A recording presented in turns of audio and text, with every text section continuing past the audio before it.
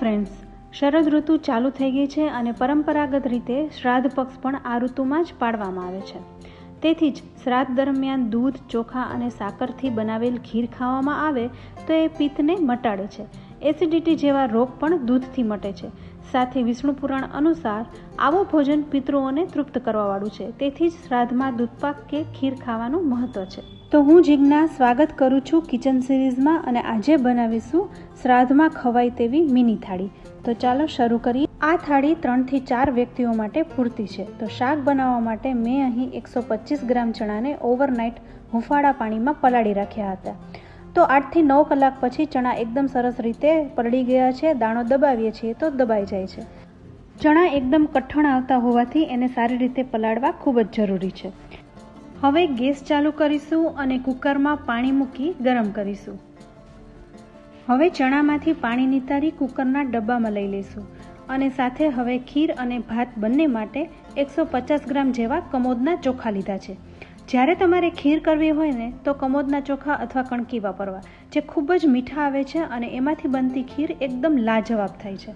હવે કુકરનું પાણી ગરમ થઈ ચૂક્યું છે તો ચણા ડૂબે એટલું પાણી ઉમેરી દેવાનું છે. અહીં ચણા ધોઈને જ પલાળ્યા હોવાથી ધોવાની જરૂર નથી. સાથે સ્વાદ પ્રમાણે મીઠું પણ ઉમેરી દઈશું જેથી ચણા એકદમ સરસ રીતના બફાઈ જાય.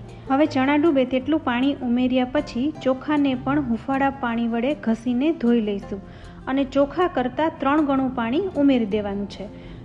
અહીં આપણે ખીર અને ભાતના ચોખા બંને સાથે લીધા છે એટલે અડધા જેવા ભાત આપણે ખીરમાં યુઝ કરીશું. હવે કુકરમાં સ્ટેન્ડ ગોઠવી બંને ડબ્બાને છીબા વડે ઢાંકી ગોઠવી દઈશું અને ઢાંકણ ઢાંકી 3 વિસલ થઈ જાય પછી 10 મિનિટ માટે ગેસની ફ્લેમ લો કરી નાખીશું જેથી ચણા અને ભાત એકદમ સરસ રીતના બફાઈ જાય. હવે કુકર થાય છે ત્યાં સુધીમાં આપણે મસ્ત ભરેલા મરચા બનાવી લઈએ. તો મરચાં બનાવવા માટે અહીં 6 નંગ જેટલા મોટા ભરી શકાય તેવા તીખા મરચાં લીધા છે. જો તમને તીખા ન ભાવતા હોય તો તમે મોડા પણ લઈ શકો છો. હવે આ બધા મરચાંમાં આપણે કટ લગાવી દેવાનો છે. અહીં તમારે જો બિયા કાઢવા હોય તો કાઢી શકો છો. હું નથી કાઢી રહી કારણ કે બિયા અને નસમાં જ તીખાશ હોય છે તો એનાથી જ મરચું તીખું લાગશે. હવે બધા મરચાંમાં ઊભા કટ લગાવી દીધા પછી આપણે અંદર ભરવાનો મસાલો તૈયાર કરીશું. પરંતુ એ પહેલાં ગેસ ચાલુ કરીશું અને તપેલીમાં પાણી ગરમ કરવા મૂકી દઈશું. આ ભરેલા મરચાં બાફવાના હોવાથી આપણે મસાલો તૈયાર કરીએ ત્યાં સુધીમાં પાણી પણ ગરમ થઈ જાય અને તપેલી ઉપર આવું કાણાવાળું વાસણ ગોઠવવું જેથી મરચાં સરસ રીતના બફાઈ જાય.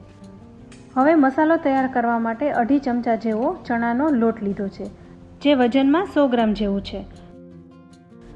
હવે સ્વાદ પ્રમાણે મીઠું ઉમેરીશું, 5 ચમચી જેવી હળદર ઉમેરીશું, 1 ચમચી ધાણા જીરું અને 1 ચમચી ગોળ ઉમેરીશું. અહીં લાલ મરચું પાવડરનો ઉપયોગ નથી કરવાનો કારણ કે આ મસાલો તીખા મરચાંમાં જ ભરવાનો છે. હવે લોટમાં 3 ચમચી જેવું તેલ ઉમેરીશું અને બધું મિક્સ કરીશું. અહીં તમારે ખટાશ નાખવી હોય તો નાખી શકો છો. આમચૂર પાવડર કે લીંબુ લઈ શકો છો. હવે મસાલો તૈયાર થઈ ગયો છે તો આપણે મરચાંમાં ભરી લઈશું. અહીં મસાલામાં મેં ચણાના લોટનો ઉપયોગ કર્યો છે, પરંતુ જો તમારી પાસે ચણાનો લોટ ના હોય તો ગાંઠિયા પણ વાપરી શકો છો અથવા અડધા ગાંઠિયા અને અડધો ચણાનો લોટ એવી રીતે પણ તમે મસાલો કરી શકો છો. આ મસાલાને એકવાર બનાવી લીધા પછી તમે અઠવાડિયા સુધી ફ્રીજમાં સ્ટોર પણ કરી શકો છો. પાણીનો ક્યાંય ઉપયોગ કર્યો ન હોવાથી આ મસાલો એવો ને એવો ફ્રીજમાં રહે છે. તો અહીં બધા મરચાં ભરાઈ ગયા છે. સાઈડમાં પાણી પણ ગરમ થઈ ગયું છે. તો કાણાવાળા વાટકામાં આપણે બધા મરચાં ગોઠવી દેવાના છે. આ મરચાંને બફાતા 10 થી 12 મિનિટનો ટાઈમ થશે. 10 થી 12 મિનિટમાં મરચાં એકદમ સરસ રીતના બફાઈ જશે. ઓવરકુક ન થાય એનું ધ્યાન રાખવાનું છે. તો બસ હવે આ જે વધારાનો લોટ રહ્યો છે એ પણ આપણે મરચાં ઉપર રાખી દઈશું અને 10 મિનિટ માટે ઢાંકી દઈશું. હવે મરચાં તૈયાર થાય છે ત્યાં સુધીમાં આપણું કુકર પણ ઠરી ગયું છે. અહીં ચણા એકદમ સરસ બફાઈ ગયા છે અને ભાત પણ સરસ રીતના ચડી ગયા છે. હવે આજે આપણે એકદમ ટ્રેડિશનલ રીતના શાહી ખીર બનાવવાની છે. તો એના માટે 1.5 લીટર જેવું ગાયનું દૂધ લઈશું. મલાઈ સાથે લીધું છે જેથી ખીર છે એ એકદમ ક્રીમી થાય. હવે ખાનામાં જે ભાત તૈયાર છે એમાંથી અડધા ભાતથી થોડાક ઓછા દૂધમાં ઉમેરીશું અને મિક્સ કરીશું. હવે અહીં મિક્સ કરવા માટે બ્લેન્ડરનો ઉપયોગ કરીશું. માત્ર 3 થી 4 વાર ઓન ઓફ કરીશું એટલે ભાત અને દૂધ સારી રીતે મિક્સ થઈ જશે. ભાતની સાવ પેસ્ટ નથી કરી નાખવાની, પણ આખા ભાતની કણકી બની જાય એવું મિક્સ કરવાનું છે. હવે આ ખીર આપણે નોનસ્ટિકમાં બનાવીશું. જો સ્ટીલની તપેલીમાં બનાવીશું તો નીચે ચોંટવાનો ડર રહે છે, તો આપણે નોનસ્ટિક પેનમાં જ બનાવીશું. દૂધ ઉકળે ત્યાં સુધીમાં આપણે સાઈડમાં રાખેલા મરચાં પણ ચેક કરી લઈશું. તો અહીં મરચાં એકદમ સરસ રીતના બફાઈ ગયા છે. તો 5 મિનિટ માટે સાઈડ પર રાખીશું, જેથી ઠરી જાય. ત્યાં સુધીમાં આપણે ખીરમાં નાખવાના ડ્રાયફ્રૂટ્સ તૈયાર કરી લઈએ. અહીંયા કાજુ લીધા છે, બદામ, પિસ્તા અને કેસરના અમુક તાંતણાને ગરમ દૂધમાં પલાળી દીધા છે, જેથી એકદમ સરસ કેસરી કલર આવે. તો ડ્રાયફ્રૂટ્સનો અહીં ભૂકો કરી લીધો છે. અધકચરા વાટી લેવાના છે, જેથી ખીરમાં આપણે નાખીએ તો એનો ટેસ્ટ સારો આવે. અહીં ખીર સારી રીતે ઉકળી ગઈ છે, તો ડ્રાયફ્રૂટ્સ ઉમેરી દઈશું. સાથે 3 થી 4 ચમચી જેવું કેસરવાળું દૂધ પણ ઉમેરી દઈશું. આ ખીર સ્વાદમાં એકદમ જબરદસ્ત થવાની છે, કારણ કે જે આપણે ચોખા લીધા છે એ એકદમ મીઠા લીધા છે. સાથે ગાયનું મલાઈવાળું દૂધ લીધું છે. ડ્રાયફ્રૂટ્સનો ભરપૂર ઉપયોગ અને કેસર પણ સારા એવા પ્રમાણમાં ઉમેર્યું છે. તો ફ્રેન્ડ્સ, તમે પણ આવી રીતે બનાવજો અને તમારો ફીડબેક અમને કમેન્ટ બોક્સમાં જરૂરથી આપજો કે આ ખીરની રેસીપી તમને કેવી લાગી. હવે અહીં આપણે બધું મિક્સ કરી લેવાનું છે. હજુ આપણે આમાં ફ્લેવર્સ ઉમેરવાની બાકી છે, સાથે ખાંડ પણ ઉમેરવાની બાકી છે. ખીર અહીં સારી રીતે ઉકળી રહી છે અને બધું મિક્સ થઈ ગયું છે. તમે અહીં જોઈ શકો છો, ખીર ચમચામાં ચોટે એવી એની કન્સિસ્ટન્સી બની ગઈ છે. તો બસ આપણે આવી જ કન્સિસ્ટન્સી જોઈએ છે. તો હવે બાકી રહી છે ખાંડ. તો તમારી પાસે જો સાકર હોય તો સાકર ઉમેરવી, પરંતુ મારી પાસે સાકર નથી તો હું ખાંડ ઉમેરી રહી છું.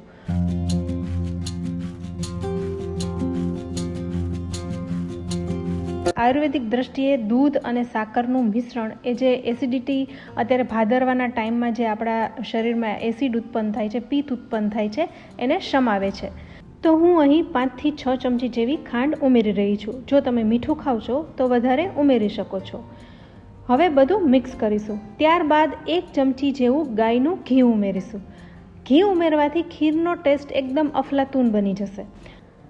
હવે ઘી મિક્સ થઈ ગયા પછી આપણે આમાં કોઈ પણ ફ્લેવર ઉમેરીશું. તમારા ઘરમાં જે ફ્લેવર ખવાતી હોય એ ફ્લેવર તમે ઉમેરી શકો છો. હું અહીં જાયફળ અને એલચી પાવડર ઉમેરી રહી છું. અહીં આપણે નોનસ્ટિક પેન વાપર્યું હોવાથી ખીર બિલકુલ તળિયે ચોટતી નથી અને સાઈડમાં જે મલાઈ ચોટે છે એને પણ આપણે ખીરમાં મિક્સ કરતા જઈએ છીએ. તો ફ્રેન્ડ્સ, અહીં આ ખીર તૈયાર છે. હવે ગેસ બંધ કરી દઈશ. તમે અહીં જોઈ શકો છો એકદમ પ્રોપર કન્સિસ્ટન્સી થઈ છે.